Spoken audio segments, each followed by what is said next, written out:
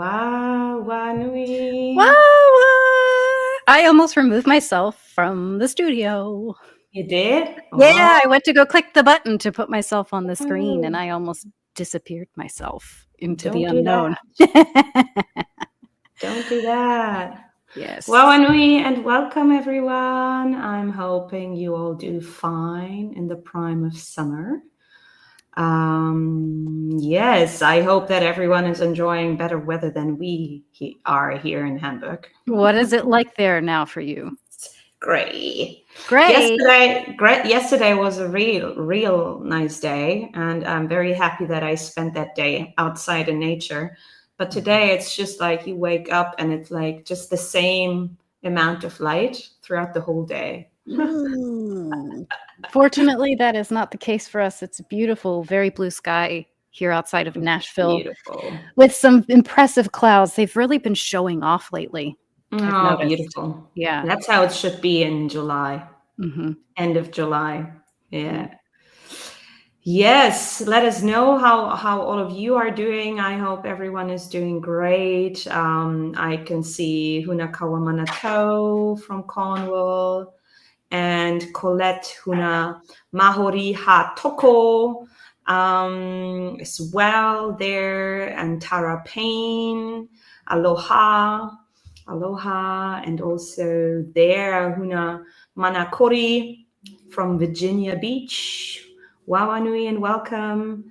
Beautiful to have you all with us live as usual. And also a very warm welcome to everyone who is catching the replay.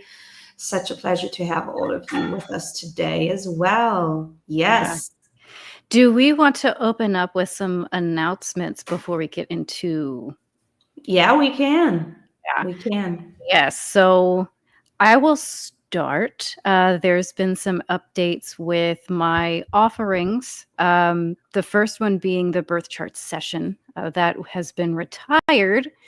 And it has been updated to you can order your birth chart and receive it and go through it in your own pacing without having to find the time to book a session with me, which can be really difficult for a lot of people with everybody being all over the world. Yeah.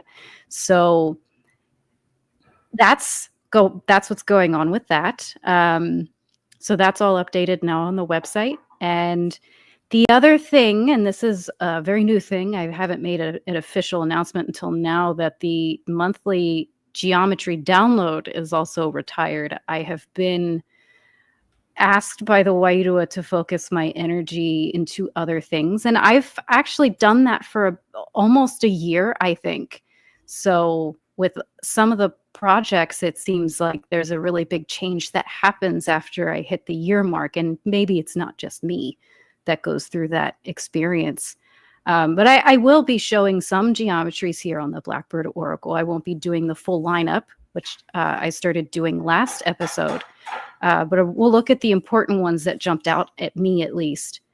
So yeah, I'm excited for the other things that I'm working on. That I'm just telling you I'm working on stuff. I'm not telling you what it is yet. Eventually, you'll find out. That's it from me, I think. What about you?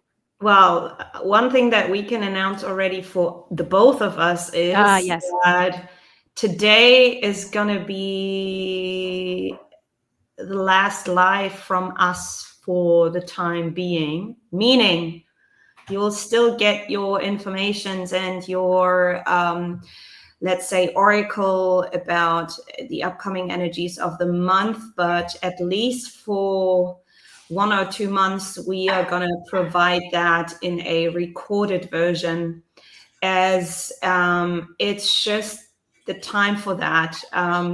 To be quite honest, especially over the last month, I could feel I am very exhausted on multiple levels. It's just been quite a lot. And so I'm just also invited to kind of really see, like, where do I want to give my energy into? Not meaning that I don't love this. I love these readings that we do. But for example, this week, like I was live last Sunday and I was live on Wednesday. Twice. And And I was live, at least behind the scenes, we were live the week before as well, because, you know, as Tamaaki and I are more or less running the YouTube channel, we are involved in everything that goes on here, right? So it's just been a moment, and for me, it really feels like I need to have a little bit more space to breathe and to focus on the things that I do, besides the YouTube and all of that.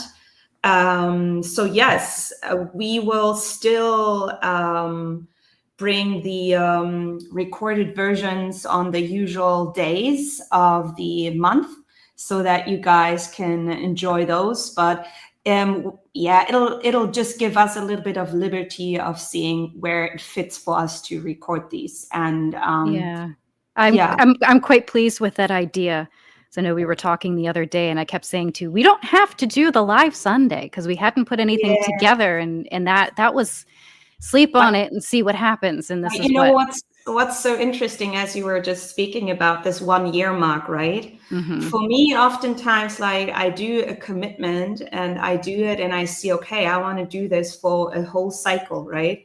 I had this with my Dragon rides last year, you remember? And oftentimes for me, somehow the energy already shifts a few months before I hit the 1 year mark. And the interesting thing is, because we can already feel that this is happening with this container and with this intention as well, right? And at least between you and me, we know this will change up at some point a little bit, which I think is going to be very exciting too. But still, for me, it's always the thing, no, I felt like I'm making this commitment for a year, so I want to see it through, because oftentimes it's like, I feel like I'm not showing up, you know, to what I've committed to. But the interesting thing with the Dragon Ride last year was that, because the 4th Dragon Ride I would have had in December, right? And I remember that I spoke to a few Hunas and also my sister, and, you know, my sister, she said, like, no, we don't need the Dragon Ride in person. It feels as if we're like in a whole Dragon Ride all together anyway.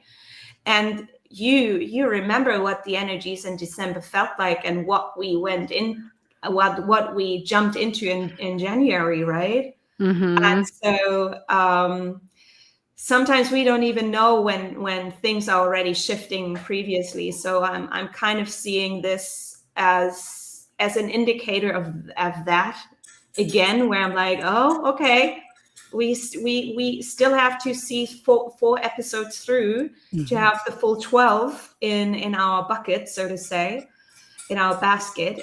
But it's okay. It invites us to already see, like, okay, what do we want to what do we want to do with this, right? How do we want to play this? Yeah, and I can see a very strong potential of doing recorded episodes beyond the shorter time frame, but we'll cross that bridge when we get to it.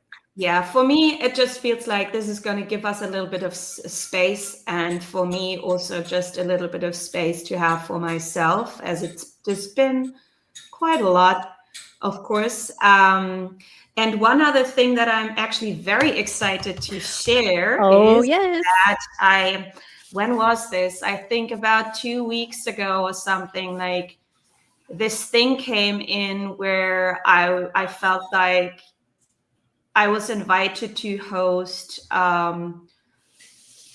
weaving circles. This came out of the idea of, you know, you have been part of a few of the community weavings, right? That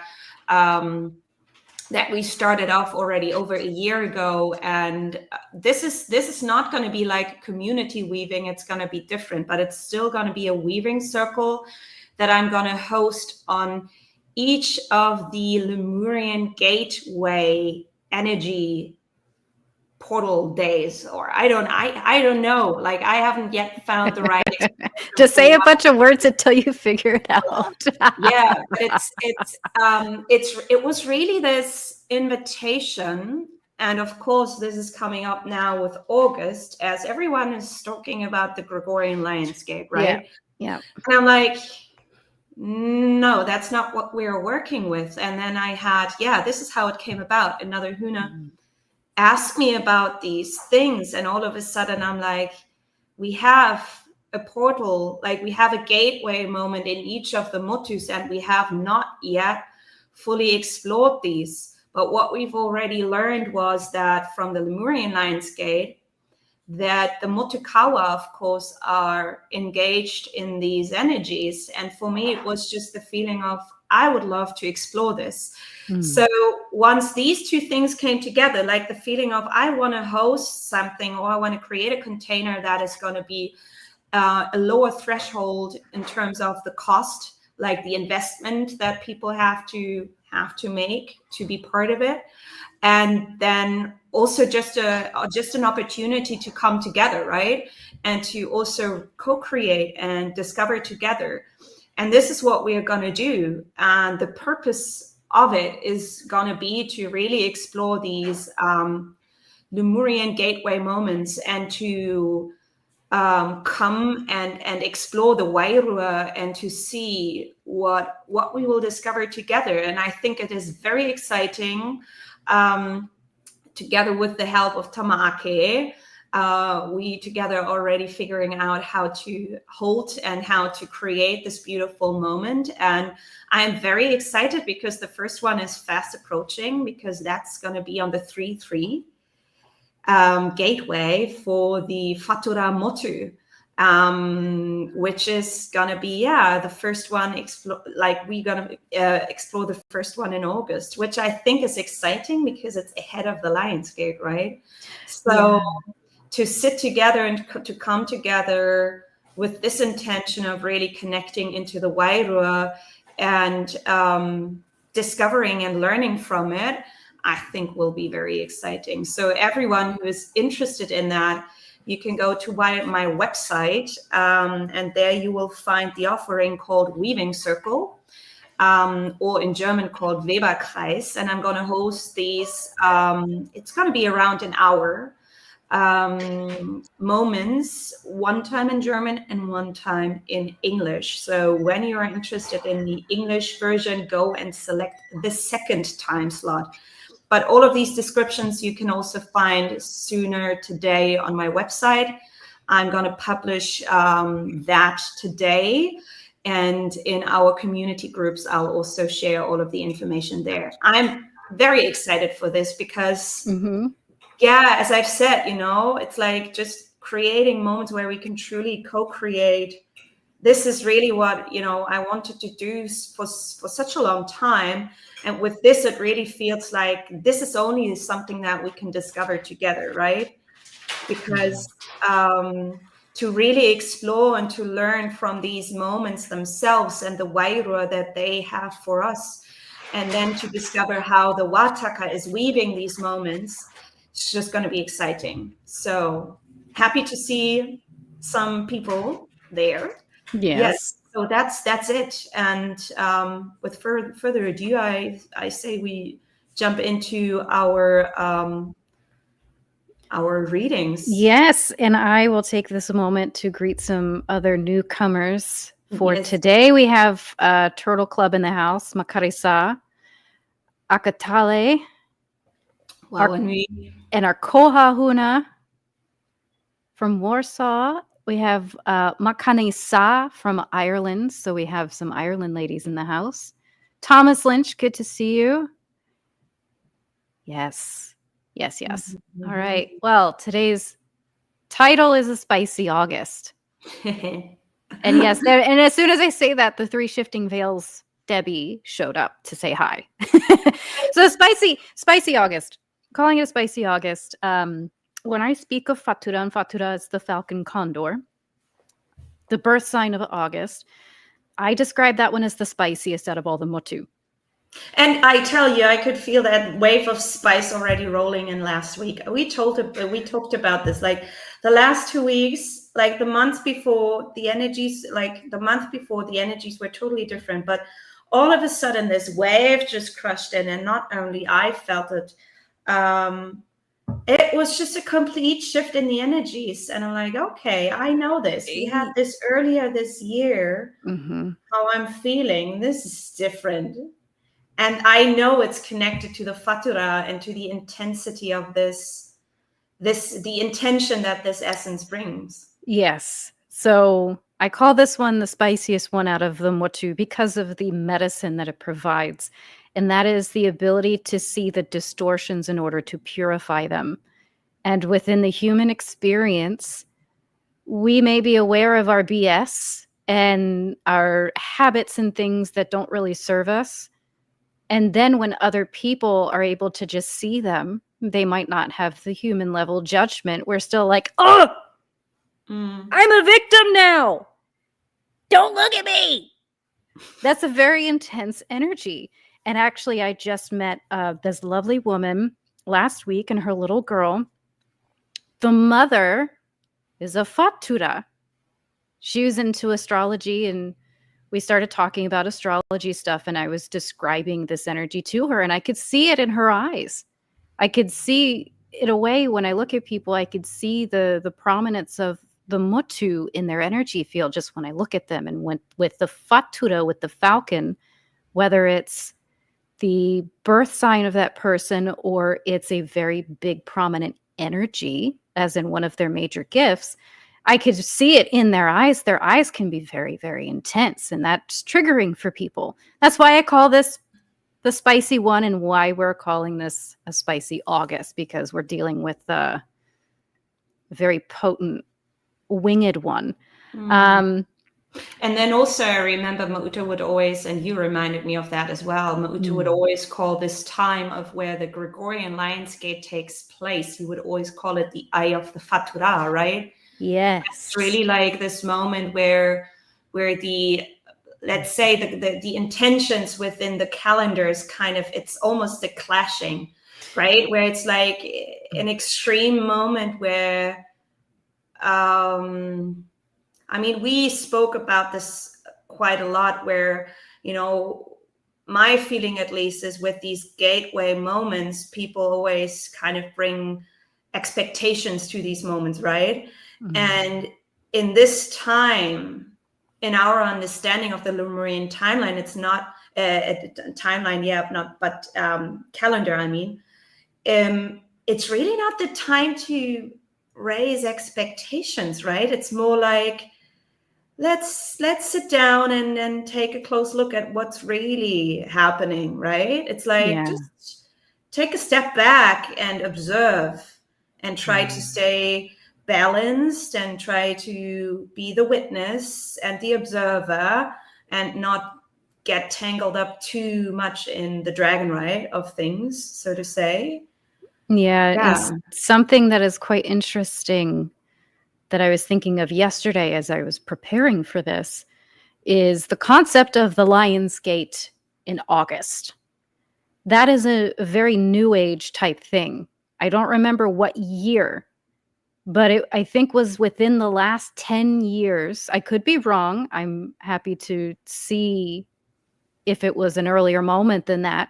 But I believe it was within the last 10 years where people somebody had the idea to call it a Lion's Gate. And now it's this big thing where everybody talks about it every year.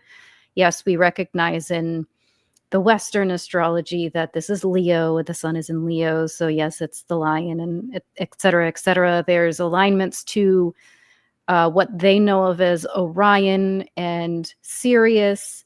And there was something else. It was at least those two, and we have our Lemurian names for those. I don't know exactly what the alignments and the mathematics is of those particular moments. Go ahead. You know what I just think really interesting, or what I think to be very interesting, is that in our Lemurian understanding, the Lion's Gate, right? And we still call it a Lion's Gate because the white lion energy is still, you know, prominent. brings very prominent energy into that beginning of the He'amotu. And if we think about where he also sits in our energetic system, it's a gateway that sits up here. It's a gateway that sits in our upper heart region, so to say. And isn't that interesting that it just, I don't know how, the month of the Gregorian calendar, I don't even know if anybody ever aligned the Gregorian months to the chakra system. There is something with the zodiac, but I have not found, like with us, we have, okay, here's the structure and it doesn't change. I have found with the zodiac that it's not just one set structure, that sometimes the zodiacs are associated with different energy centers. It's not always the same. What I think is just interesting of that is that we can really see that it is a weaving moment of the sacred heart energies, right? The white lion bringing purification, but not in the way that the Fatura does, because the intention of the Okapi Motu is harmonization. So the prominent energy here is not to purify just for purification, no reasons, but to purify for the harmonization of everything that is, so to say. As you know, Toke also stands for the energetic connection to the formless, and to really bring these energies into balance. So to really bring upper and lower heart frequencies into balance, which I think is so interesting, as the 8-8, the Lemurian 8-8 gateway, is sitting right here. Which is the center of the 8. Yes, exactly. So in terms of how it is, again, confirming itself within the Wataka system, I think is just phenomenal. And so for some clarification, because not everybody that comes to join us knows what we're meaning when we say things like Okapi. Okapi is the forest giraffe. This is the December birth sign in the Lemurian operating system. One of the star constellations is the lion. So we don't have the lion in August. We have it over in December. Then with the January, it is the hare. And that is the 8th month, which is January. And then going back to the energy centers, as I start walking into opening up with my sharing, the Fatura is in the sacral chakra. We call that Toi. That's a correct pronunciation, right? Toi, yes. And do you remember offhand what the translation of Toi is for that energy center? It's okay if you don't. You mean what it means? Yeah. What it represents is sacred play. It's like a very playful and creative power energy, Toi. There's not an exact translation for that, but it's all about playful creational power. It's not so much the focus on, let's say, the sensual or sexual aspects that is highlighted often within the chakra system. In our understanding, these creational power forces go even beyond that, which does not mean that sexual or sensual is in any way bad, but it just reveals that there is a flow of energy that is beyond that, and in our physical experience of sensuality or sexuality, that's only one aspect of that kaha, or of that energetic center, right? And so the highlighting on the playfulness is really there. Yeah. So I'm gonna kick us off with my side of the reading by opening. I'm going to open with a Huna Flash TV clip from the Fatura Falcon Condor Stargate Live. This is from August 11th of last year. And there was a number of times recently where I was reminded to go watch this live again. there was something that Kahasihi had mentioned, like what did he actually call the gate? And I knew that was the episode where he had named it. And then I had a beautiful one-on-one session on Friday where the conversation came up again, and I had to make a note. It's like, okay, somebody in the Wairua is poking me to go watch this episode. And to kind of set up the timeline yesterday of what happened, I did the geometries. So I already know what I'm looking at. And I start tapping into the energy, and I'm prompted to just stop what I'm doing and go watch the episode.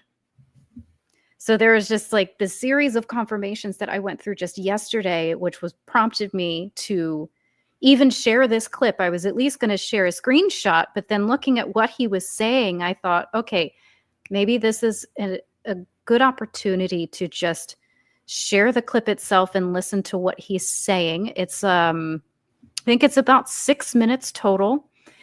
But it's so interesting. Sorry for interrupting. Yeah, but go ahead. I sent you a screenshot. Did I send? Yes, you did. Yesterday? I think the night before I was scrolling over his Instagram and I came across that, and I'm like, oh, interesting. That's even older. I don't know. Is it from 2020 or 2021 or something? Somewhere, looking at the length of his hair, it was around 2020. Yeah. And so it was really interesting that we both were like drawn into the Wairua there and really wanting to see what was it that he shared with this. Yes. I'm excited to see this. Okay, so I need to click the right button. And if the audio doesn't work, it's not the deep state, guys. It's just me not clicking the right buttons.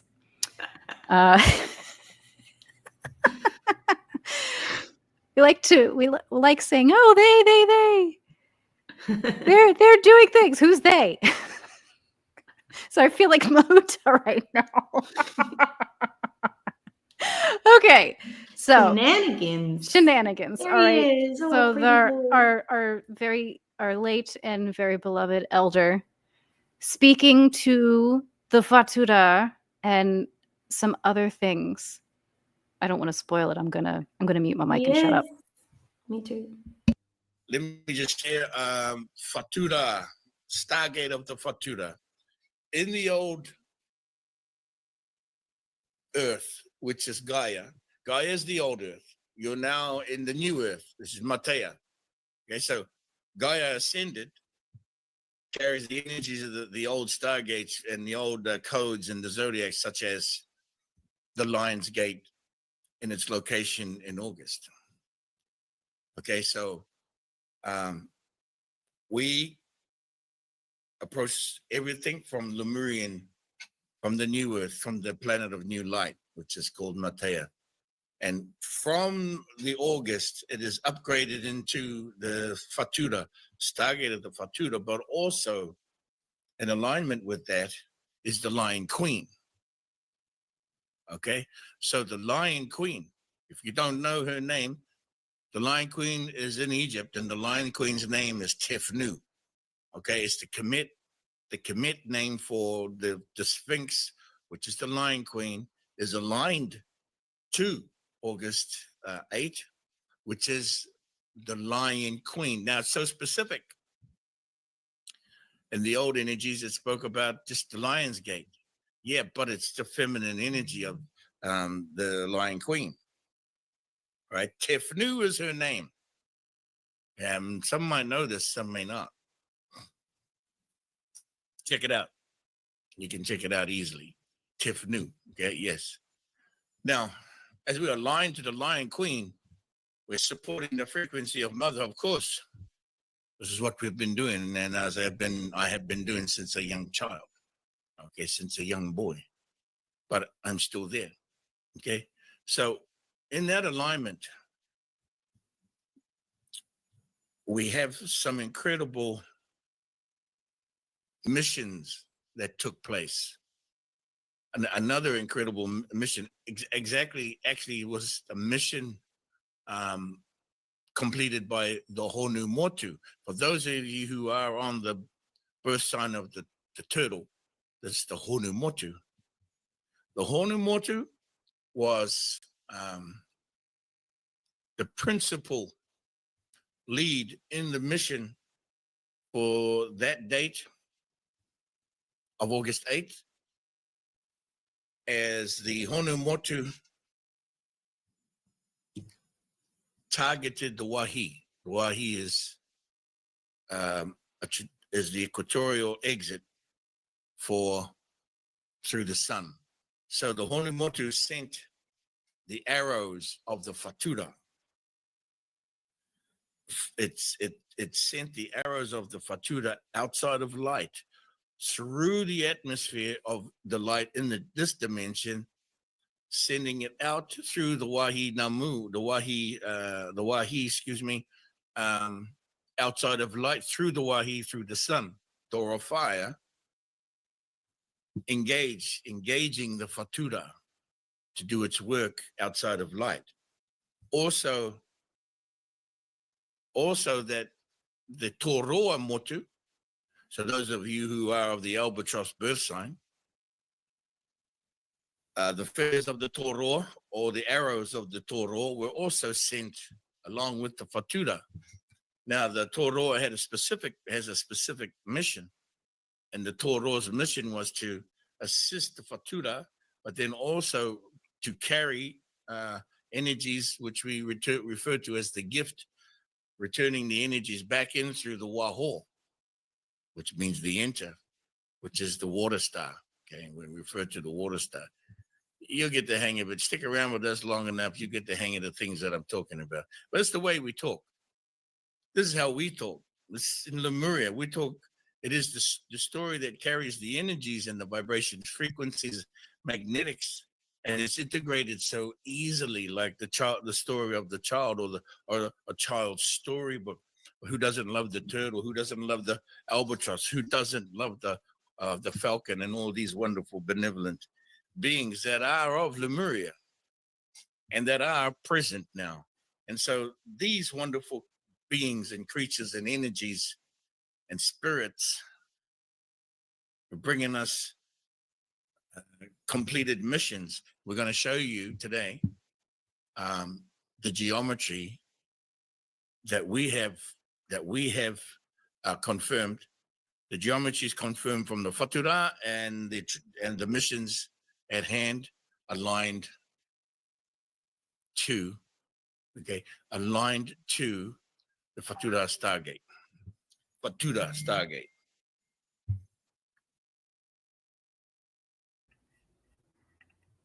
Yes. So what I do now is share a screenshot from later on in that episode.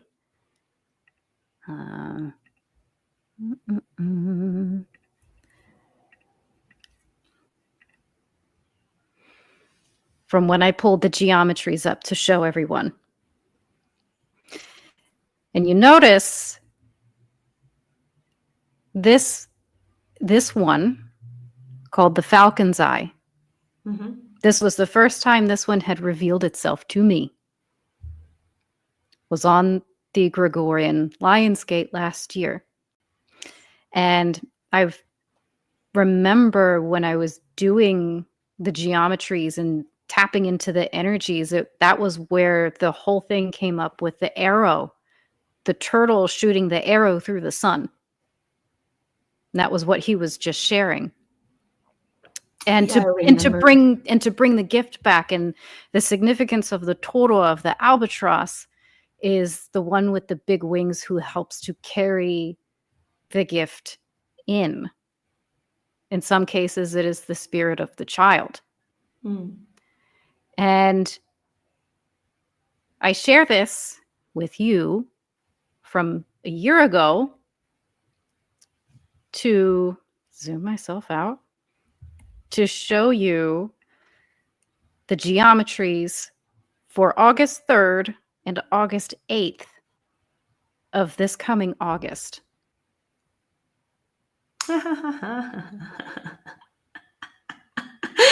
And this time it is showing up on the 3rd. Are you fucking kidding me? And not the 8th. It's on the 3rd. And And I mean, we've just talked about it. So this is why we had to talk about our changes and our offerings before, because it's the first time that we're actually doing something very specific on that day, like showing up with the intention of, please teach us what you do, right?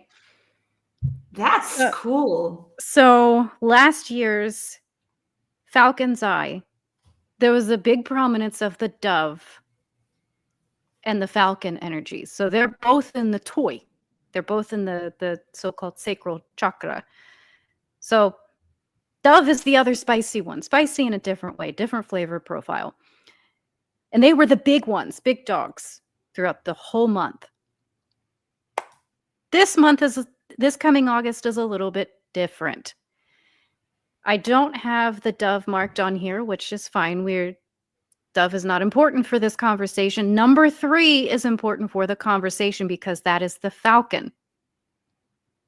Falcon is internal this year. It is the butterfly and the smiling lizard that are the big dogs in these geometries. So there is a switcheroo of some kind happening with who is doing what to support whatever is going on. I want to also point out this big piece here of number 9 and number 10, that is hummingbird and turtle. That specific spot is here, the Tengita. This is where the expression comes out to be seen from the internal. And that is the domain of hummingbird and turtle, is this part of the body. So when I do the birth charts and I show the tree, this is where the branches come out. So I call that part of the tree the Tengita, or there might have been some other English term I used in the document. But they're the ones driving this. They bring the information in from the dream time, from the other world, the other side, and use their ability to see beyond in order to navigate that energy where it needs to go. And they might not, it can come up like not having logic behind the decisions that you make. And that's very true of my human experience. It might make no freaking sense what I'm doing, but then give me a year or two and then everything makes sense suddenly. This is what my experience has been the past couple of months. The other prominent energy for the 3rd is Kakamotu. That's number 2, and that is the special talking bird. That is the July birth signs. There is a lot of energy and support of communication in that way, of communicating that we have resources to share or we have resources that we want to receive. There's the transformation of the butterfly, which is at times challenging in its own right, because this is at times cellular death and rebirth that we're dealing with. And then we have the smile, which is also triggering at times. And what's interesting is this is August 3rd of this year, and this geometry structure first showed itself to me on the Gregorian Lions Gate last year. And I'm thinking this is like a full circle moment. It is. Now, let me tell you that there is a difference of 360 days between these two dates. I'm sitting right here and I'm having like a Wairua moment. It feels as if we've already recorded this. Yes, I've been having this like deja vu type thing. That's been like hitting me really hard at times lately. Yeah, interesting. But it is, I did double check. It's 360 days between August 8th of last year and August 3rd of this year. And it's the same geometry structure. It's just the energies are showing up differently. So yes, it is a full circle moment. It is. And I can't believe, like I told you, I spent a day yesterday in nature, right? And I mean, we do have snakes in Germany, but I don't really see them that often. And yesterday I came across a very beautiful, I mean, the snakes that we have are tiny, right, compared to big snakes. Such a beautiful little copper colored brown snake. And I could really like observe her for maybe 10 minutes. She was super calm. And then also the significance of the dragonflies was eminent. Like they were just swarming all over the place where I was. And I'm like, interesting, you're really communicating something here. And now these two energies are sitting right up there. And then I also can't help but to already wander with my eyes over to the next geometry, where, yeah, I just have some things to share once you're ready for me to share them. So yeah, it's all coming together. It's wow. So this one has shown up to me before when I built someone's birth geometry. This is not one that came up in any of the monthly geometry things that I did. And I like I did with the diamond of first light, I said, hey, what are you called? So this is called the cross. And you could see the cross in here. There is more structure around it, but that's to me at least, that's the really prominent piece within this, is that there is a cross. And of course, I think Kahasa, he at least knows where my brain is going with that, and like, what is the cross? You know, what does this mean? You could see in this one, the 3 is still, it's very internal. The first one, that's like spicy feet. That's at the foot of the tree, where the 3 is, where the falcon is sitting. You got hot feet. It's going to be interesting to see what kind of shenanigans comes during that time frame. So what else? It also reminds me of, you know, of course, the cross and, you know, carrying the cross. It reminds me of, you know, the ceremonies that we had for the undoing of the sacrifice, or the pulling from the nails, the pulling of the nails from the hands and the feet. It reminds me of that in that way, where I feel it's almost as if we are invited to make a choice, because we can make the choice of saying, oh, the cross, like the cross that I'm carrying is so heavy. But we are also invited to let the cross go and move over to the new way, where we recognize something beyond the cross. Because if you look at the geometry, you can also see the T, right? The letter T. And this is again showing a different way, showing us a different way of how we can transmute, transition, and transcend these energies, right? And especially with this geometry, it's interesting because you can really see how it really looks like the small letter T. So it's very interesting that this geometry said, I'm the cross. But it feels as if it is showing up with this invitation of saying, hey, you can also put that cross down. You don't need to stay in that victimhood, right? Yeah. And then also one thing that I wanted to share, and this is going to be particularly interesting for you to hear, if you if you not already know that, but if you take like a normal cross, right, where the lower part is longer than the other parts on the side, right, you can actually fold that cross up and it will create a cube. If you make it up of cubes, it's like one in the center, one on the top, one to each of the sides, and 2 to the bottom. What? And if you fold that up, it creates a full-on cube. Just saying, I know you get what I'm putting down here. And so it's just extremely interesting to see what already revealed itself prior to this reading, because there's so many bits and pieces. And I also tell you, yesterday in nature, I found a stone that literally shows the number 6 or 9, depending on how you flip it. And I'm like, this is incredible, you know?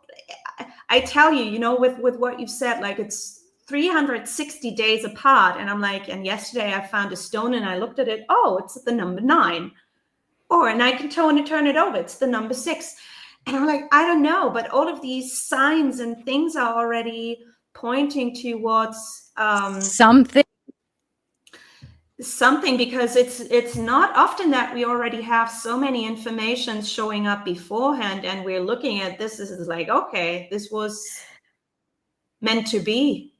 Yeah, and I'll share briefly just the weirdness of my human experience over the last few weeks. There is a number that I have not had show up repeatedly to me before that just started.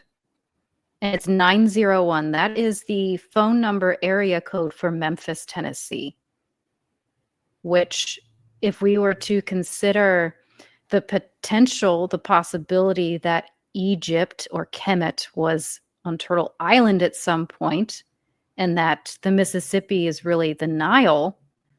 Okay, what's coming through for this code to start showing itself to me? I think it was the second time that it came up. I mean, I noticed it the first time because it's not normal for that number to come up. And it was a second time. I'm like, wait a second. And it happened again yesterday. It's like almost a daily occurrence now. Interesting. There is another piece that Mauta shared from that live. I did not do a geometry for August 15th for this year, but I do want to put this into the sharing here. That is the anniversary of the Muki Muki for Iraq, when they lost the value of their currency. And it went from $3 and some change US to something that it's not worth much at all. And in that sharing, there's a lot of us that are aware of this thanks to him, and some who know about this from other sources, or maybe just learning about this, that there has been a pending change for those people, for that country, for a long time. And not just, oh, we're hoping it's going to happen. If you know where to look, because mainstream media here in the US, at least, they don't really talk much about what's going on with the rebuild of Iraq, but they've been rebuilding their country. And there are people like Mark Z that talk about this on a regular basis of what's really going on. And they're rebuilding their banking structure. They're auditing out of their normal scheduling. They're rebuilding all of their infrastructure. And there's all of these things going on that it's showing us, okay, it's imminent. This happened before with the country of Kuwait, where things got really confusing in the end, which was intentional to ensure that it would actually happen, and they revalued their dollar. And we've been waiting for this moment with Iraq and with our cousins there for a number of years. There has been, and I won't get into the specifics today, I don't know that I need to. There's been some stuff over the last 2 weeks that would suggest there's potential big, amazing things right around the corner, and not another 2 years out from now. That's kind of where I'm getting with this, because there's key major things that we have been gifted. And this is what he was speaking to. Like, there is a big gift that we will get from Iraq. And I think that was what was coming through with the arrows of the Honu being shot through the sun so they can go do whatever they need to do and bring back the big gift. And this, maybe there's other layers to this full circle moment that we're having now here in the Gregorian 2025. Yeah, and also, just thinking about the arrows of the Faturah, so they are being shot for the mains of purification, right? To hit the bullseye, so to say, to hit the target, meaning whatever types of targets that could be. But because last year at the end of the month, it was also the geometry of the Arero, right? That showed up. I saw it briefly in the screen sharing. I mean, it was the same month that geometry came up the first time as well. So that's also not a coincidence. And then if you go over to the 13th, what is that called? The light traveler. But for me, it also looks almost like an eye, right? If you would put it sideways, it's like, okay. There was really something there. And in this month, also the Eye of the Falcon that year showed up twice. Also on the 23rd of August, right? On the enter, which is where the gift is coming back in to be given to us. And then on Ma'uta's night from the 28th, so moving out of the Faturan, moving into the Ma'ita energies, he had that dream about the buckets, right? Where he was like, we need more buckets, we need more buckets. It was the 29th when he texted me and said, I had this dream about the Indian casino last night. Yeah. So that was right at the end of last year's Fatura. So when this geometry of the Ariro was shut or like being brought into the field of our planet and made its rounds. So yes, it's very interesting that, this time around we are moving into the Fatura, and we're having so many bits and pieces already having been revealed to us. This was also something that I wanted to share in connection to that cross geometry, and also the dragonflies encounters that I had yesterday. It was really like they were swarming by this one tree that I always visit. And I'm like, okay, I know you're telling me this is really a high energetic space. What the dragonflies do in nature is they maintain the grid. So they maintain the crystalline grid of the new planet. So when they show up in specific places and you can see that they are doing their patterns, they are not doing that for no reason. And so with the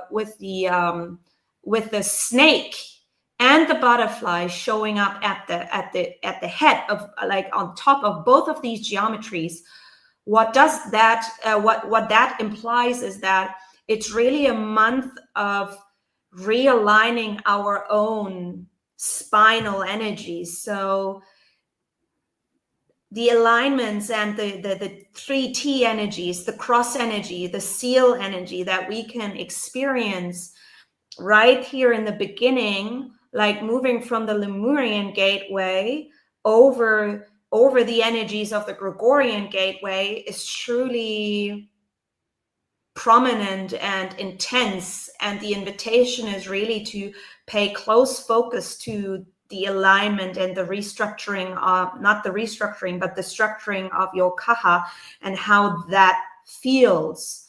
So stay very focused with that, especially on the 8-8, because the 8-8 is, of course, going to be a day already, the day before and the day after as well, of course. It's going to be a time where we can feel a lot of these intentions in our field. So the invitation is to stay very much with the eye of the falcon, right? And to stay with that clarity. So really be the falcon that's observing. Again, don't get attached. Don't bring in any expectations. Just observe and see what is truly happening. Mm-hmm.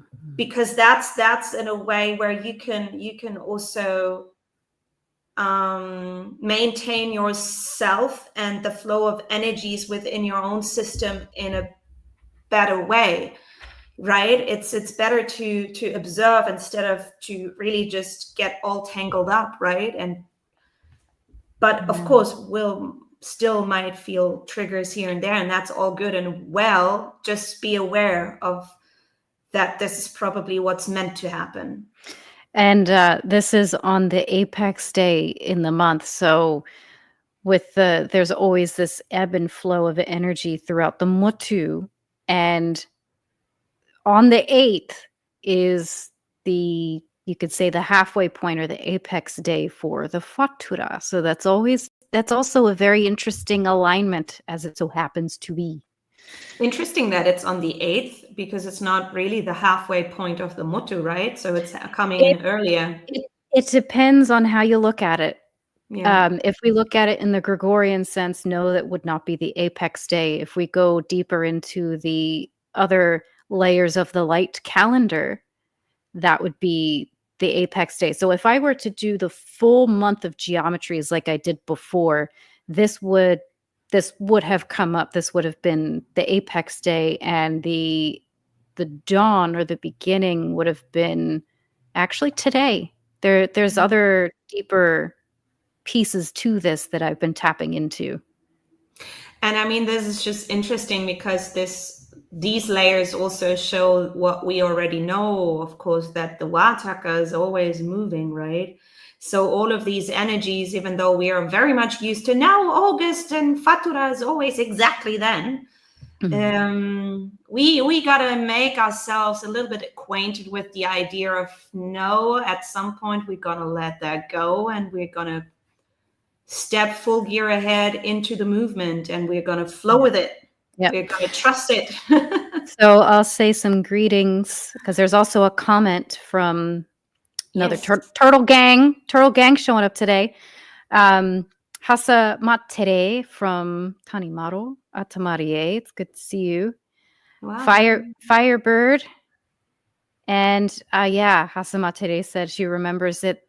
It's like a Marquise diamond, a Marquise cut diamond, that New Light Traveler. That was also on the 15th, I think. Of that year? Or maybe it was a different one. No. It's a different geometry that I ended up finding for the 15th. But I did some other days for it was September.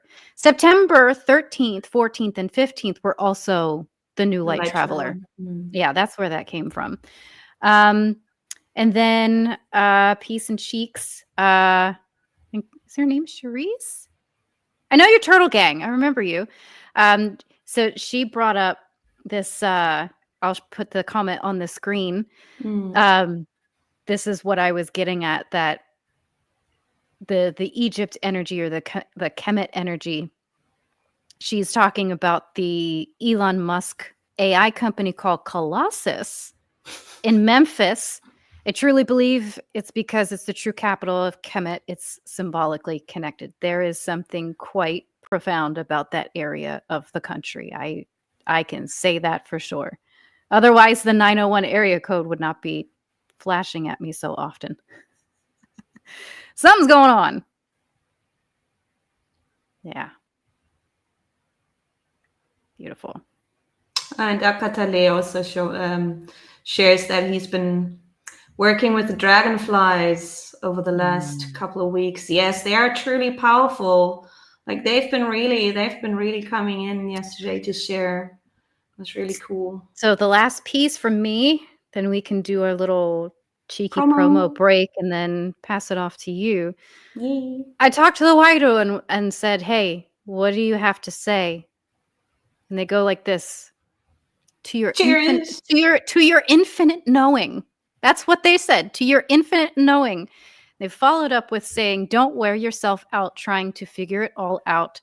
Stay with the yearning and you will get to where you are going.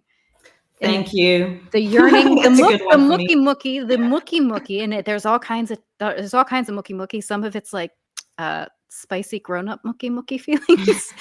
But the mookie, there is this is how I'm speaking to it. There's a magnetism in that. So like you remember what it feels like, and that's how you magnetize something to yourself, is you remember it. It's like a visualization kind of thing where you magnetize the thing to you because you remember what it feels like. Yeah. Beautiful. Yeah. And then also, I'm grateful for that sharing, because, you've been touching on that thing of, we sometimes do stuff that we don't know why we're doing it.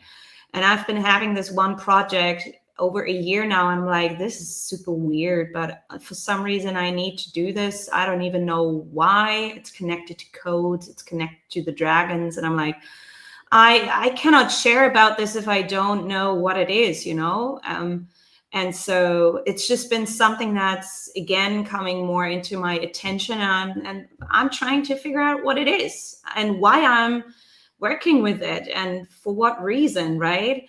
And so I'm really grateful that the Wairua is sharing, don't wear yourself out trying to figure it out all out, because it's true. Sometimes exactly that can really take it, not a toll, but yeah, it can take a toll on you for a moment when you're really trying to. Sometimes it's good because sometimes you getting your brain working brings in the last bits and pieces. But then also I really learned, specifically over the last weeks, if the things are meant to come into place, they'll fall into place and everything will be there and you will put 2, 2, 2, and 3 together, right? Mm-hmm. Yes, it makes sense. Beautiful. Okay, promo break. Yes, we will be in a second. Same bat time, same bat channel. Yep.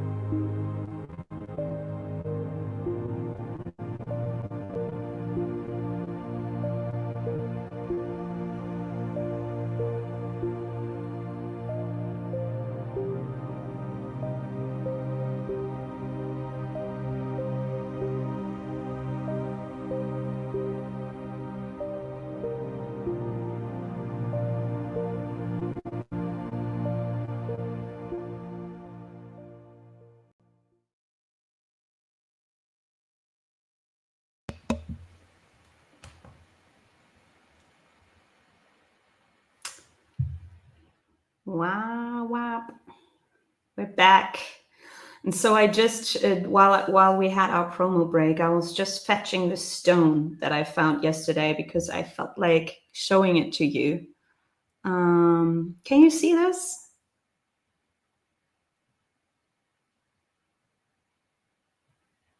I hope I'm not the only crazy one that can see the numbers here. It to me, I guess, because the lighting, it looks metallic, like it's got a shine to it. It's like a type of rock that you can find a lot in that region. It's like white and black, so it has a little bit of a sheen to it. Yes, but yeah, and here it's really like coiling in here. So when you really see it up close, it's really. I was like, wow, cool. 9. Yes. So I'm just going to place it here. And I also had to fetch these cards. Oh, yes. I don't know that we have shown these. I don't know if I've done a reading with them here. No. I need to, because I need to shuffle them under the table. Otherwise, I can peek this one. Oh. This is the butterfly, Kahuku Motu. Yeah, I was seeing like a reading today, just circling around a specific energy. And that was the one that was the really prominent one when I built the geometries. Like the Tuatara was just there. The butterfly was the one really yelling at me. Yeah, so here we have showing up the vision card. And then we have the queen. There's the snake as well. And here we also have the snake in a way showing up here. Let's see what more wants to come. Okay.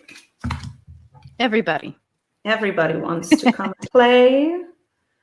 The swan, the vessel, and the crow.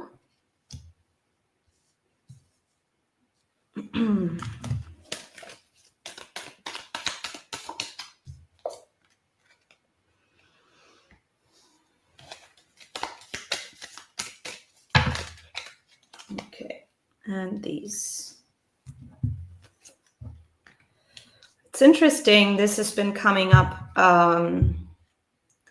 This energy also has been coming up in the Wairua, like the vow, like the invitation of us to remember what we vowed, not only to ourselves, but what we vowed in coming here.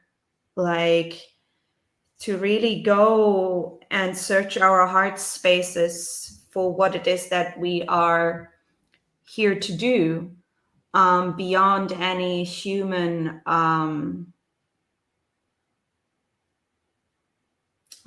what's the word? Beyond any human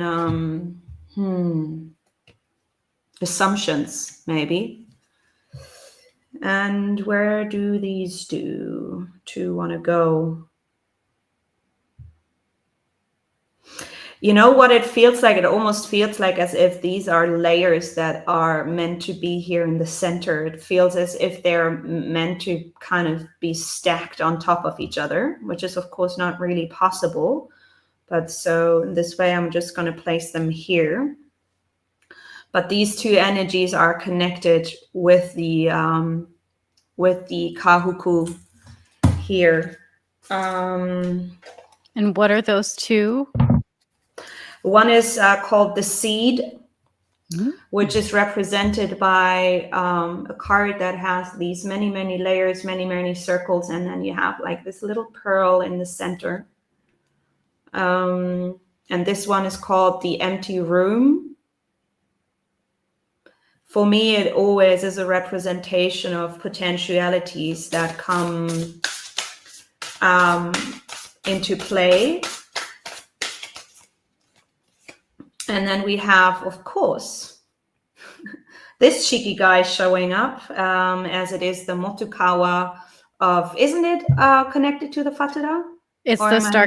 It's one of the star constellations. Yes. Yes. I was just trying, like, is it true or was it Kaka? No. This is one of the Motukawa connected to the falcon. The falcon, and this is interesting. We have again the spinal energy showing up in a different form. This is in a way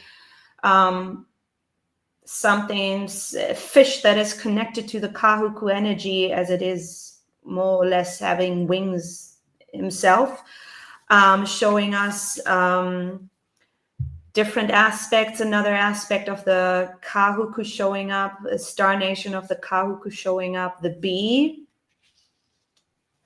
Interesting. I don't think I ever draw this card from this deck ever. I've never seen you do that. And I'm like, I don't think I ever saw this card before. And then we have the butterfly itself. So it's all about the butterfly. About the butterfly. Oh, pretty butterflies. All the pretty butterflies. So what I think is interesting is that it feels as if there's going to be a message carried in at some point. I don't know if you can see in this card, we have a coin here at the bottom. And on this coin, we can see different rings. But on this coin, we can see, I don't know if you can see it, but it's like the Maita star that is in the claws of the crone. And it feels as if we are receiving a message kind of in the middle of the month, somewhat around that time frame, feels like. And it's very interesting that you shared that video of Mauta where he was speaking about Tifnu, right? Where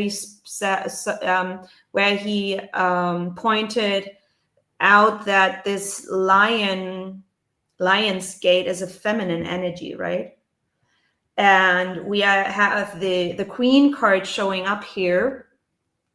And this is right at the beginning of the month where it feels that we are really invited to, it feels that this is pointing towards the Lion's Gate, right? The Gregorian Lion's Gate, where we are very much invited to approach these energies that will be there in the field of the planet, and all of these intentions that are brought into that moment by so many people around the planet.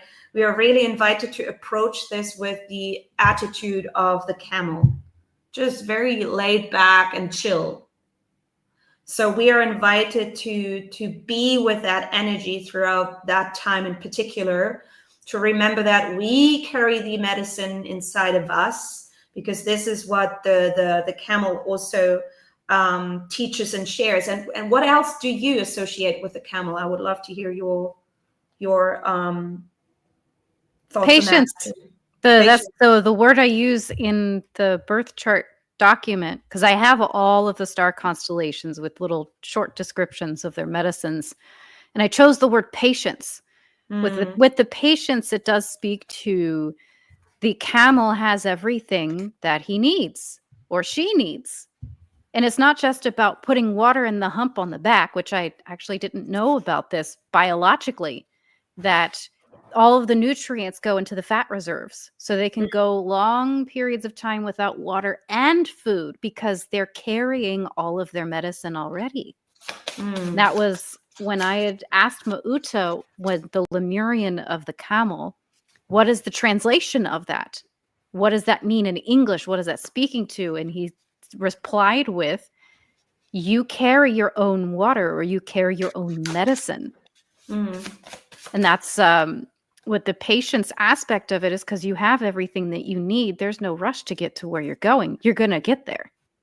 And it's interesting that you're saying that, because while I was going over his Instagram, I also screenshotted this one quote, because I thought, oh, I'm going to put that out there as a tribute, as a quote of his at some point in the socials. And it means what, like along the lines where he says, if you ask for everything for everyone, there's not a lot of anything that you would ever need, right? And this is like one of his famous sentences that he would sometimes say, right? And this is exactly that, right? It's exactly that understanding that this being shares with us. Very beautiful. And what you've already shared, like that the energy of the Honu and the hummingbird, like that there is something happening from here. It's not a coincidence that these two are in their rightful places, right? That they said, oh, okay, we got to take our seat for this one. There's no playing around here. We are having the authority here. So it really feels like that the Tenira Kaha, so the communication that comes, let's say, out from the upper heart, and really like the communication that comes from here and then opens up here and then gets shared into the community, and then creates opportunity for connection and creates opportunity for creation for oneself and for all that is very, very, very important. And we are very much invited to really observe ourselves, what I've already said before, and to really see what we are invited to let go of, because there is massive opportunity here for each and one of us in this month to really be the falcon, right, that is soaring right about there. And then you just have your eye on it all, and you observe it, and you take it in, and you see it without judgment, just readjusting your course. And then right there at the end, I know that you will receive and you will realize, so to say, which mask you can take off, which mask you no longer need, which mask you can really say, hey, this one has retired. I don't need to pose like that anymore. I don't need to bring that in because of my insecurities or because of I don't know what. But it's really an invitation by this particular Mutu to really seize that opportunity for that immense transformation, right? Otherwise, the Kahuku would not show up in this way, where it's like all over the reading, and where it's saying, hey, you can really work with this month, and you have this great opportunity to really let go of old stuff. Like, this is showing up, and because I placed it like this, I was not even aware of it, but I placed it upside down. It means it's the inverted stuff that we're invited to let go of. It means inversion is not always a bad thing, but because we did massive work on undoing manipulation codes within the mirror realms. So this is all working into inversion energies and things that bring twist to something, right? That where all of a sudden the story gets a twist and everything is different. And we are really invited to see what it is that we can still let go of. So maybe there are still attachments that we have towards the old way that we really no longer need, and we don't need this anymore. And this is also why the bee, or I'm looking at it, and for me it almost looks like the bumblebee, right? Like the little fluffy Uta bee, the big one that comes in and says, hey, just be chill, you don't need this, let this go, bro. And then you know, the horse is also coming in with its big heart energy, really wanting you to remember the vow that you made to yourself and to everyone by showing up and coming here, aligning with the intentions that are connected to the Wataka operating system, right? What else? Like, there's so much here. There's so much here, and they're just giving me more. Okay. Yeah, so heart medicine is coming in. So we are kind of kicking things off from here. Then we are bringing things into the zero, which is beautiful. But because it looks like that, there is something that we're speaking at the beginning of the month. And then there's an immediate opportunity for zeroing something out or bringing something into the 0 point. So the purification, the opportunity for purification is right there somewhere in the first 2 weeks of the month. And then we're moving into that heart space and into that compassion for ourselves and for everything that is. And then we are even going deeper, where we are completing the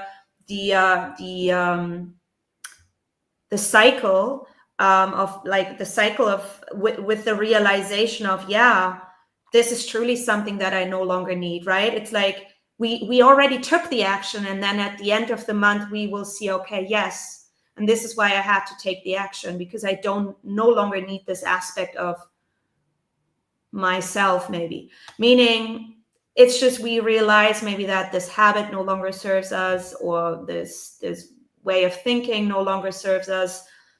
Multiple things that are possible with this. And then I also feel, yes, like we kick things off. We start things off with this connection to this vision, right, that we have. And this is also where we come back into. And it's interesting how colorful and how fresh the energies feel here. And it feels as if we are bringing things into a balance. There's a balance that is gonna take hold, or where we have the opportunity that it takes hold within us, which is a balance that comes out of the root system and connects to the heart. So there's a strengthening of the roots and the heart that is let's say wanting to be achieved or wanting to be integrated into our kaha, which is beautiful. It feels as if we're gonna, like, how can I put this? If you look at these colors, they are a little bit like more dull, or they are a little not as bright as these, right? And it feels as if like we are moving into this month, and then we come out of this month, and then we'll play on a different scale, almost, is the feeling. Like we will play on a different scale. It's like with this integration, we are also retrieving something. That's the feeling.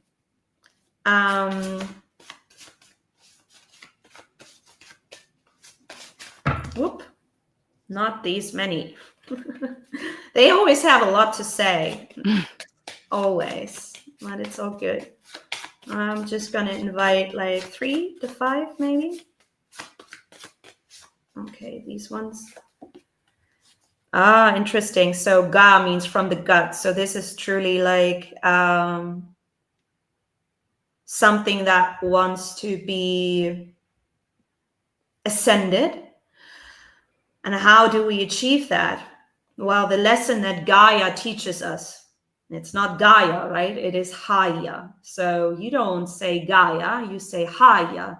And what you invite in with honoring that memory and honoring that right pronunciation is that you are descending first breath back into the gut, right? By switching over from saying ga to saying ha, you do exactly that action. You bring first breath back to the underworld, we could say. The gut or ga also can represent energies that are, like, from the gut, right? From the deep, dark, entangled places of our existence, where also sometimes not so nice things come from.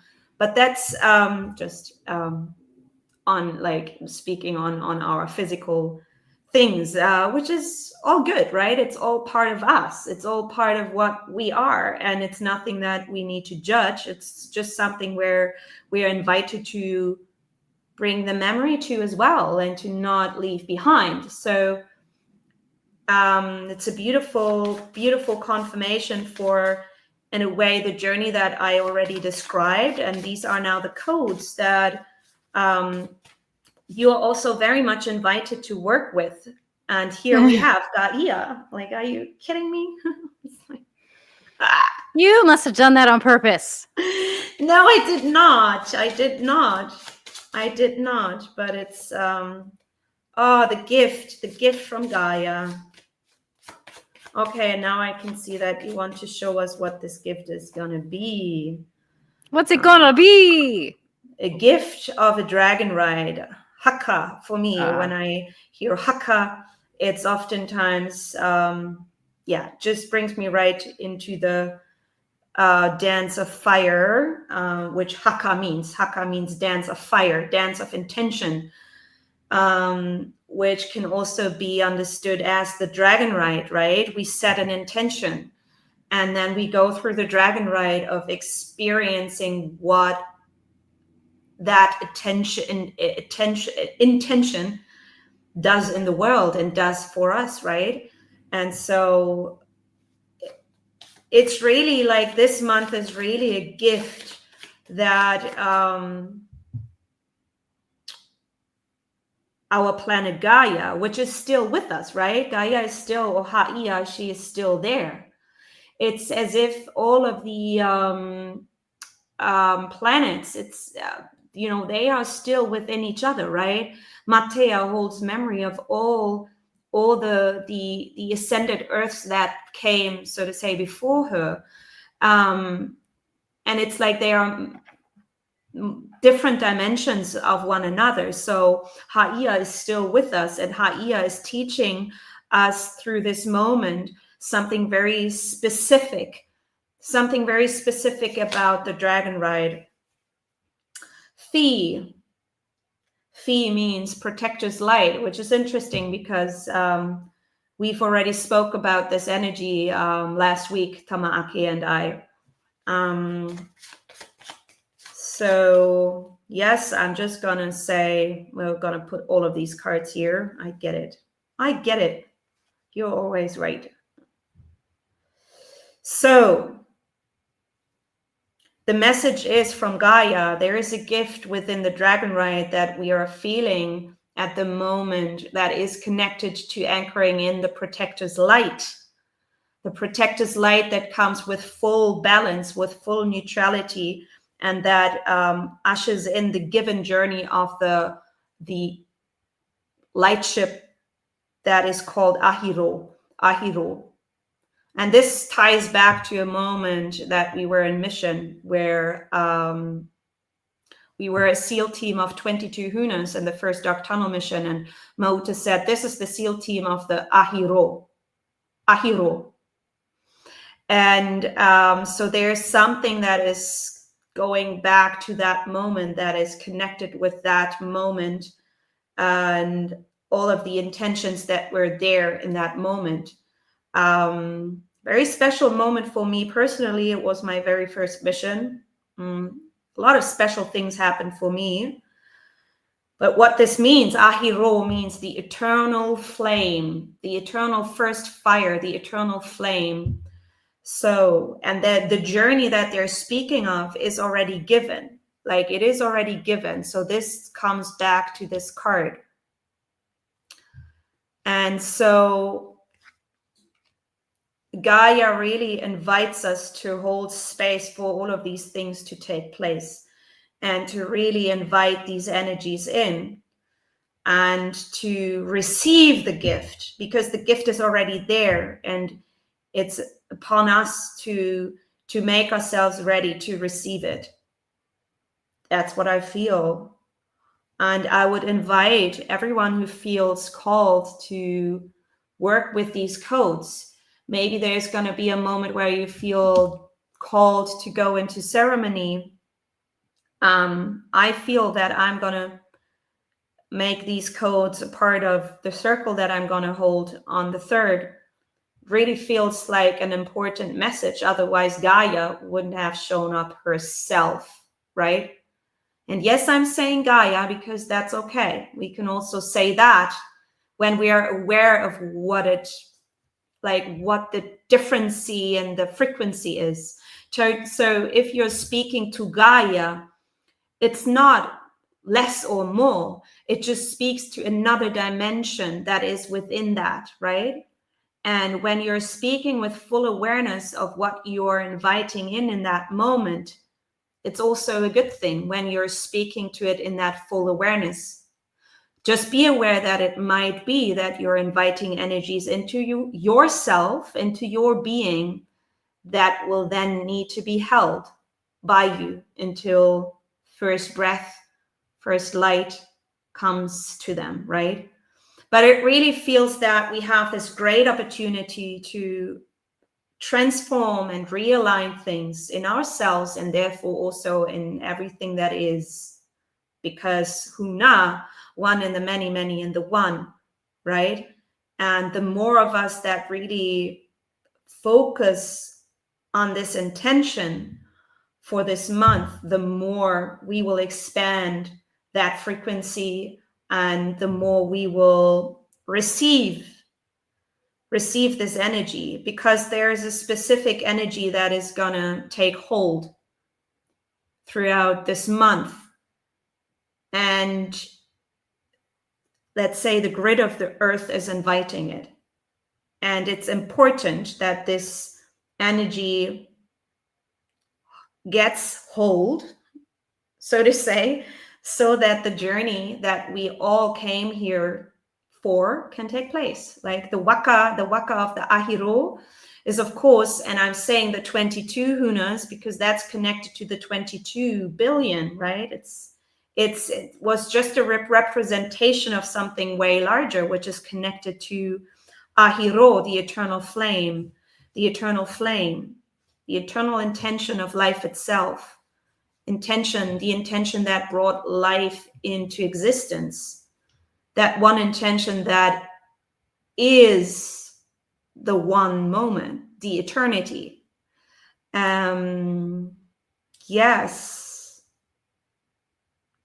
All about the repopulation program, right? As he would say. Yeah. And I still love that.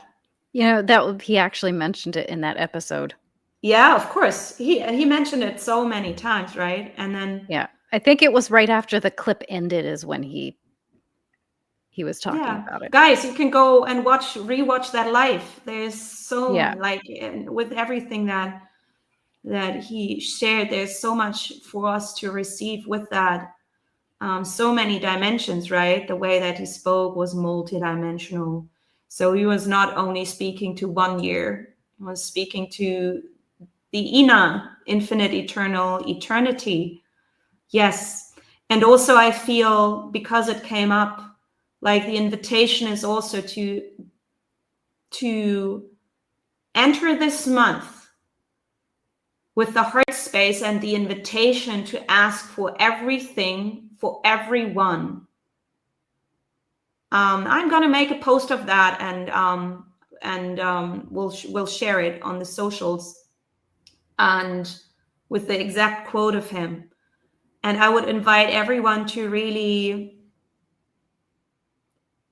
take that and make that let's say the theme of the month. Let's ask for everything for everyone, because if we dare to invite these questions, if not questions, but if we are daring enough to really invite that in, right, it means there will not much for us to ask for.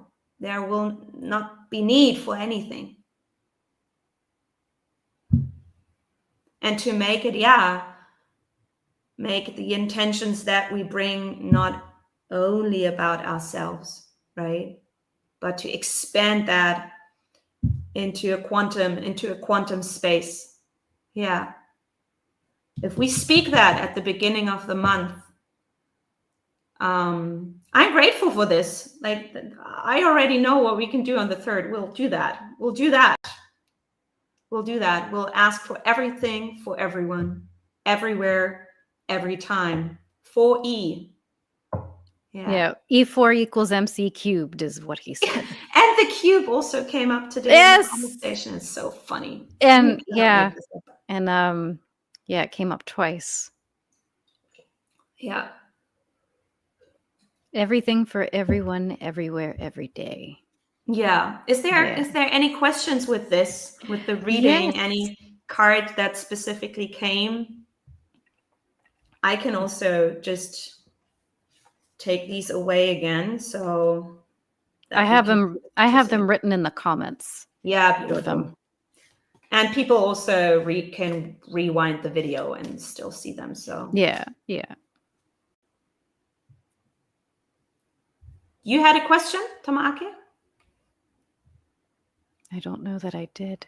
Or was there a question in the comments? When I'm sharing, I'm not able to read and speak at the same time. No questions, just comments.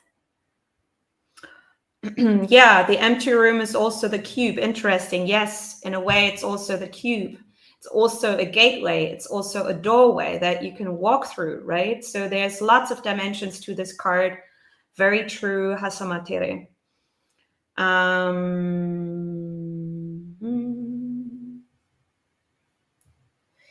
Yes. Beautiful.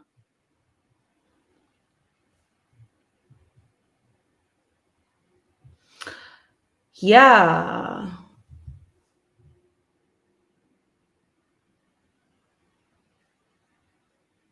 Yeah, beautiful, Debbie.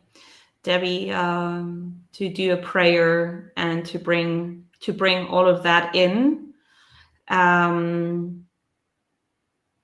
But there's more than love, light, empathy, and compassion, even though that these energies, of course, are everything that we would always ask for, but asking for everything, for everyone, everywhere, every time.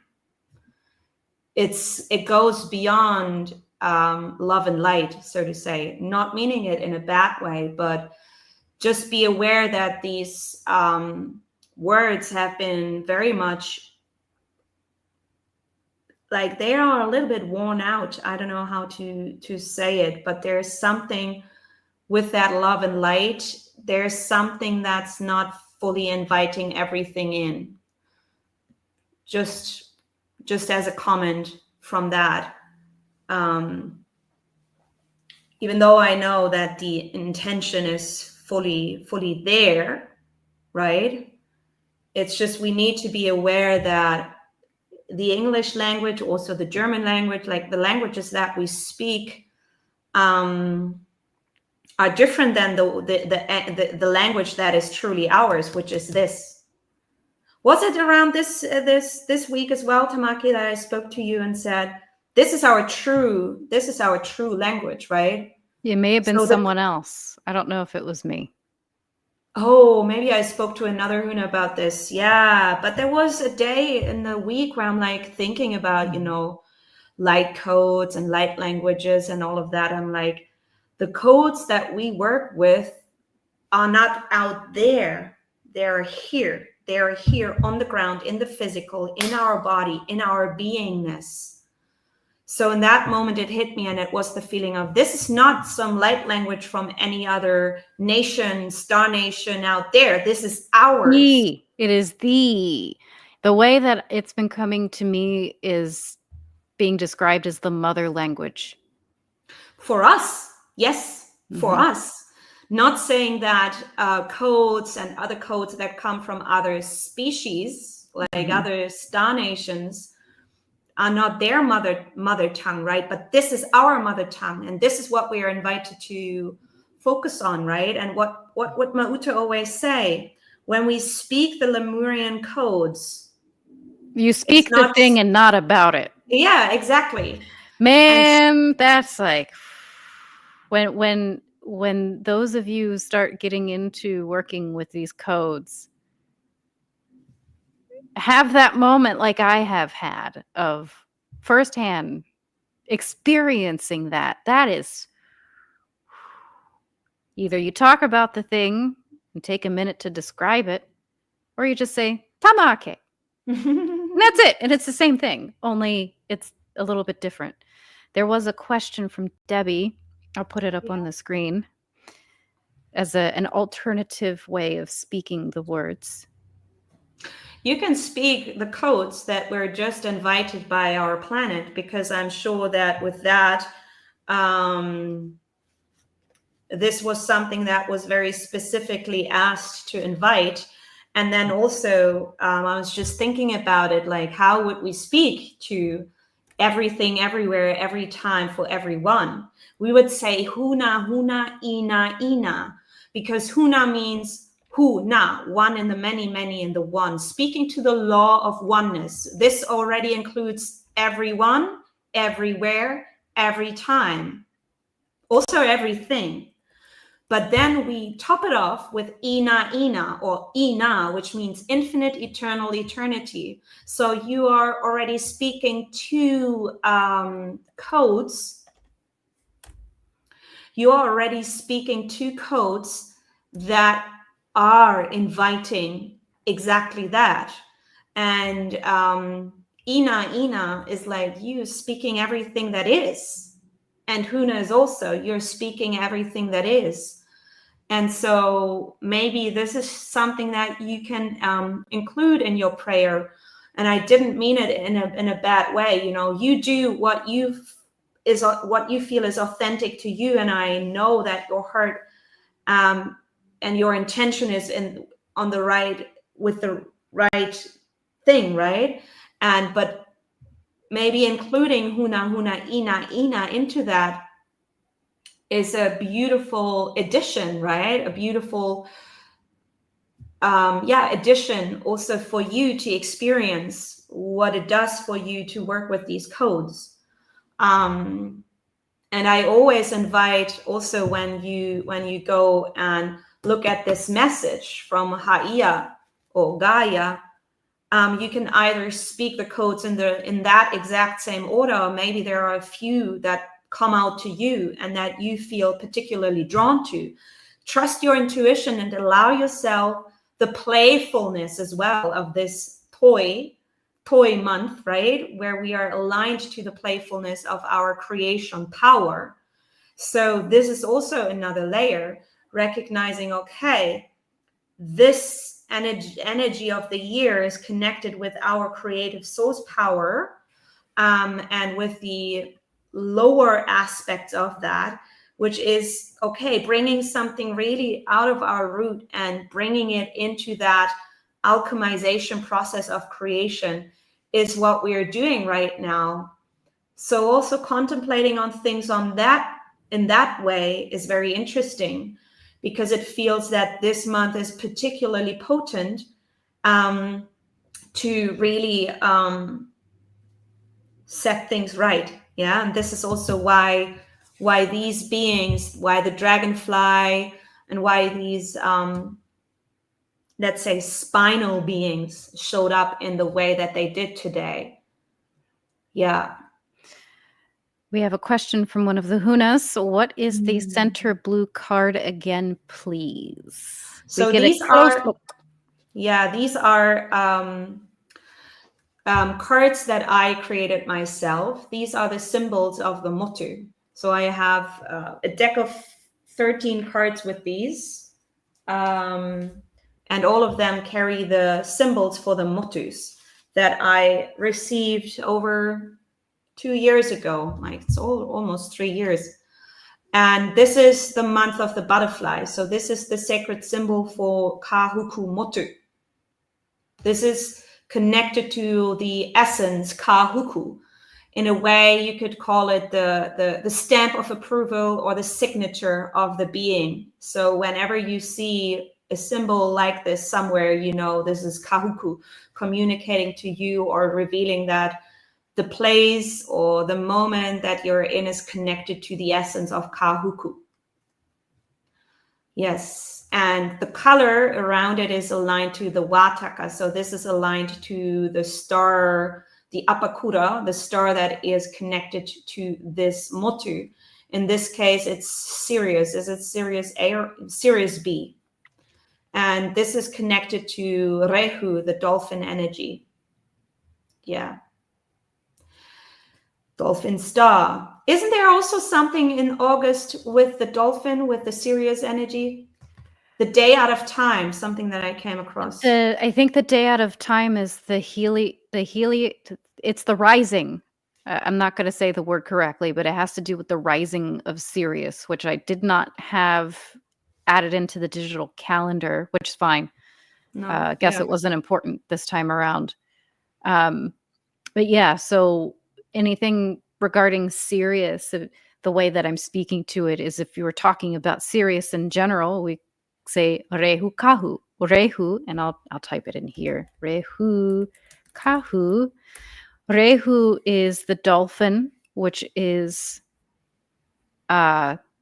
Sirius B, and Kahu is the whale Stargate, which is Sirius A. And I had also asked Mauta about Kahu at one point, of what is Kahu as the whale Stargate, because we have other whales who we know the Lemurian names of. And he said to me that was the many nations of the whales. Yeah, Kahu It's interesting because if you're looking at Kahu and Kahuku, right? Right. They are very close to one another. And also Rehu with the dolphin with its energy of equality and playfulness that it brings in. Already, you know, speaking about the Toi Kaha, there's a connection with these energies because also Kahu is connected to creation power. So the whales are connected to creation power itself as well. So there's just so many multiple dimensions that are coming in for this. And it really feels as if like we have great support. It feels that they are all here to really make something happen for us. That's the feeling that I have. So let's take up this opportunity, right? Let's show up for it. Yeah. What? Akatale. Namuturehu. Chi! Yes. Yeah. You just shared your beautiful track today. Everyone check it out. Akatale made a beautiful track about the Namu and the Rehu. Yeah. Let me go find it. I go find it. Go find it. Go find it. And then also looking at this card, the Siren. So there's a connection with Sirius. But there's also with this card then coming in the invitation to be aware of potential distortions that come in as well. Don't get yourself distracted by the songs of the sirens. Because not every song of the siren is a good one. Yeah. Here it is. Now I gotta go find you. There we go.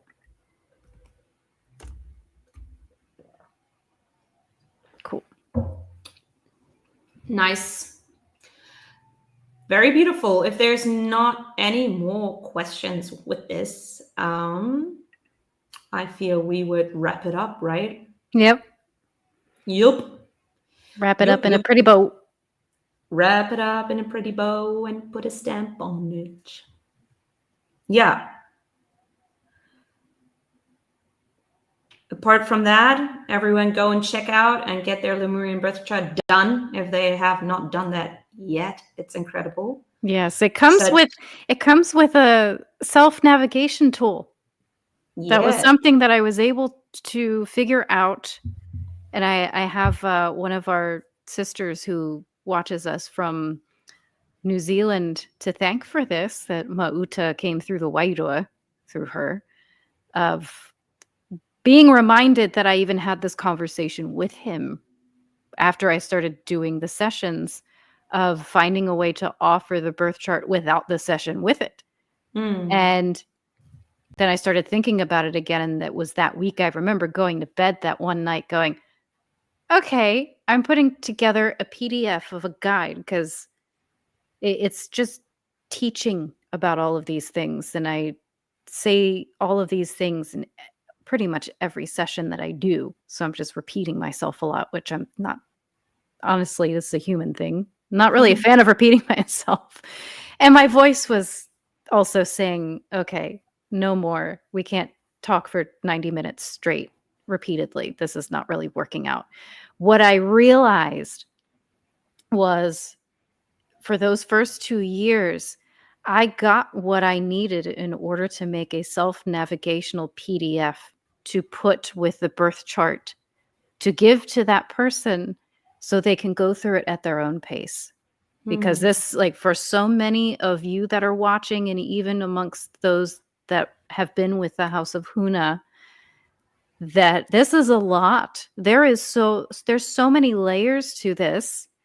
And just having an hour and a half conversation where I'm sharing all of this stuff, it barely scratches the surface.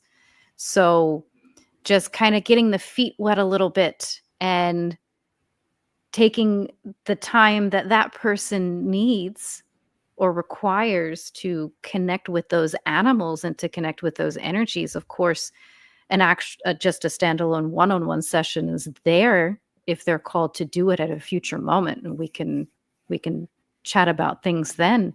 But this is really engaging the medicine of the Honu, of the turtle, of being able to lead yourself.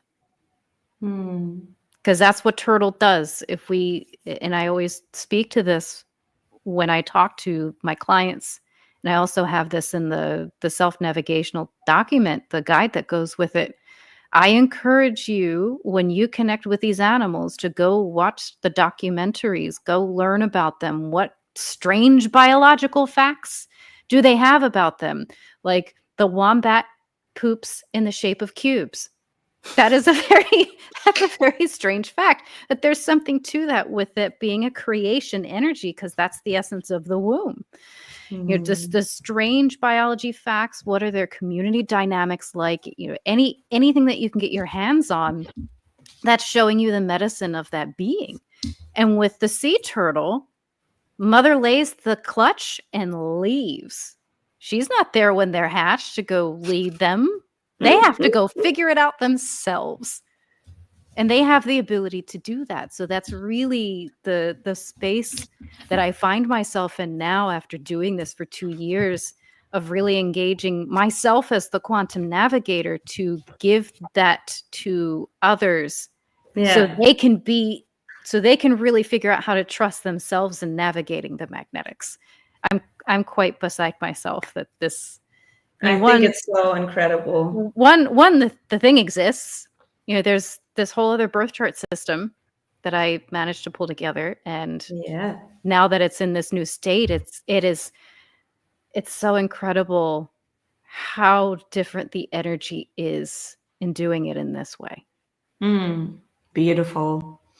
Yeah, I can understand that, right? Because with some of the things, it's just, we start off with something, but then the energy changes, and also we change, right? And there's other things that you're working on. There's other things that I am working on too.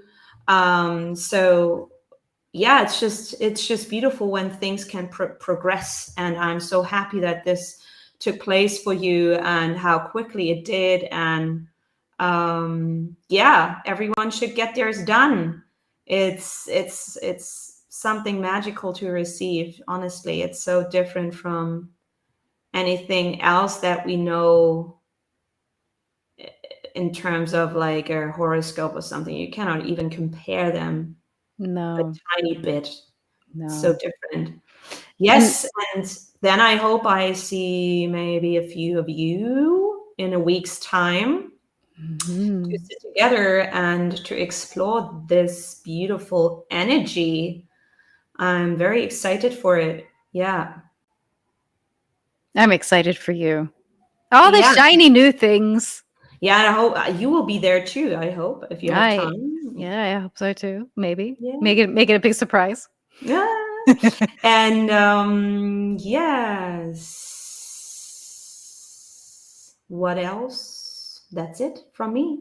Of course, I always welcome people to have a Lemurian not Lemurian birth chart, a Lemurian oracle card reading with me. So whenever I did one with her a few weeks ago.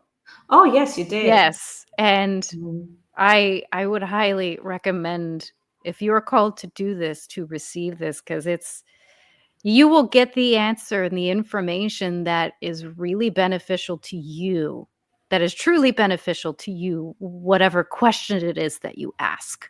And I've encountered Kahasahi with the cards a number of times over the past years, and I'm just truly, I am blown away at how tapped in you are with these creations that you have put together. Likewise, it's the same for you as well, right? And it's just, with us, it's so beautiful because we've really worked together closely now for 2 years at least. But yeah, when you lived in Mexico, we just we explored things side by side, right? And we are always each other's guinea pigs. We call each other, and it's just incredible to learn from each other as well, right? Because we both explore things in such a different way, but still our things really come together like this. Because I remember us talking about your birth charts and you speaking about, this was before you had them. That was around Mauta's first birthday that we all celebrated together. Yeah. And I was like, we need symbols, right? It was yes, I was calling that in, and I'm like, we need that. And I was like looking at it just in a very like designer way attempt, because I've studied design. So I'm like, we need that, like just for our product design. Me thinking about my cards and thinking about your astrology stuff, like we need that. And then a few weeks later, bam, here they are. That was really incredible, because it was like, this is how sometimes inspiration comes in, right? It's like you work together and you just figure out, oh, we need to figure out how we gonna do this, right? And then sometimes it's not all like, oh wow, I received this in a grand vision, or like, sometimes it's just very practical, which does not mean that it is that less valuable or less information, right? And this is also me inviting everyone to trust that you're receiving things in your very own way, and that there is no judgment with how you receive them, why you receive them, or which was the first thing that made you think about it in the first place, right? Sometimes an expression like that, oh, we need the symbols, it's just the Wairua nudging me into a direction, right? And I mean, the journey with that is long, it's like not over for the rest of my life. It's the same with the codes and all of that, right? It's just something that we are exploring for as long as we can, and then others will take it from there. Just like in a way, like what Mauta would say sometimes with the Wataka. Yeah. Beautiful. Hoping that this was inspiring, confirming. We're already getting the comments. We're already getting the comments. Beautiful. Yes. Hoping that it was all of that and more for all of you. Yes, this is going to be our last, or for now, our last live transmission. Sunday. Yes. We're taking it a little bit down to have a little bit of a summer break, to re-energize and take some space. You will still get a recording, though. We're not going to leave you guys hanging. You'll get a recording on our regularly scheduled time slot. Yes, and you can watch that, and you can send in your beautiful comments and sharings, and we'll have a look at that. And then, of course, at some point, we'll be back live again. Yep. Sending you so much wawa and blessings. Huna, huna, ina, ina. Ina, ina, huna, huna. Ina. And wawa nui. Wawa. See you next time. Dee, dee, dee, dee, dee.